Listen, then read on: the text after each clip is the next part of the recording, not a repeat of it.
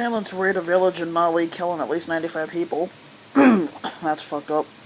Assailants raided a central Mali village early Monday, killing at least 95 people in the latest massacre in a growing ethnic conflict that has been inflamed by Islamic extremists, government officials claim. 19 people were missing after the ethnic Dogon village of Sobamada was attacked around 3 a.m., said Interior Security Ministry spokesperson Amadou Singho. I'm not sure if I'm saying that name right. Homes were burned and animals slaughtered, the government said. There was no immediate claim of responsibility, though tensions had been high since a Dogon militia was accused of carrying out a massacre in an ethnic Yule village in March that left at least 157 dead. It was the conflict's deadliest attack yet. The killings highlight the Malian security forces' inability to contain the spreading violence, which has been blamed on extremist fighters linked to the Islamic State organization and Al-Qaeda, and the growing danger of friendly communities arming themselves. Mali has long battled Islamic extremists in its far north, with the French-led military intervention dispersing jihadists from the region's major towns. The extremists have infiltrated communities much further south in recent years, stoking animosity between ethnic groups in the region with a much larger population. Some Pule leaders had vowed to carry out reprisals for the March bloodshed. A Dogon militia known as Dan Mbasago was blamed for the attack. Militia leader Youssef Toloba has denied his fighters ever involved. Mali's president has vowed to extinguish the militia. The massacre in March led in Agasago led some once mobilized fighters to take up arms again.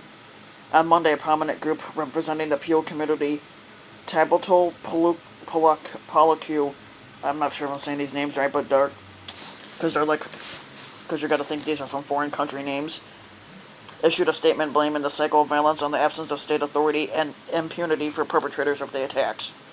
The insecurity and the large-scale massacres exploited by terrorist groups are the seeds of a total and lasting destabilization of the region, the statement said. The Pule are accused of working alongside jihadists from the Islamic State of the Greater Sahara organization to attack Dogon villages and prevent people from cultivating their land. In turn, the Pule have alleged that the Dogons are collaborating with Mali's military, though there is no conclusive sign of state support. The groups have not been evenly matched. Human Rights Watch says the Dan Mbasago militia has been behind violence that resulted in much higher death tolls, in parts because the group has more sophisticated weapons.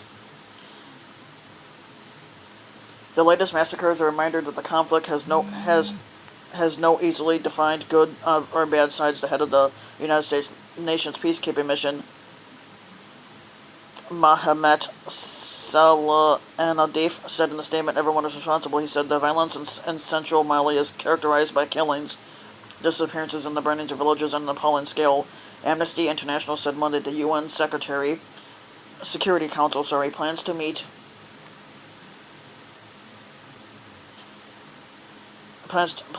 this month on Mali. Fucking asshole. On Mali to discuss the renewal of what has become the world's deadliest active UN peacekeeping mission and whether it should focus on the protection of civilians, the rights group added. Rural bands of hunters have become paramilitary groups arguing that they need to defend their communities if Malian security forces cannot. Jean-Herve Jezequel with the International Crisis Group wrote after the March massacre, "The tensions arose several years ago over issues such as land use," he added.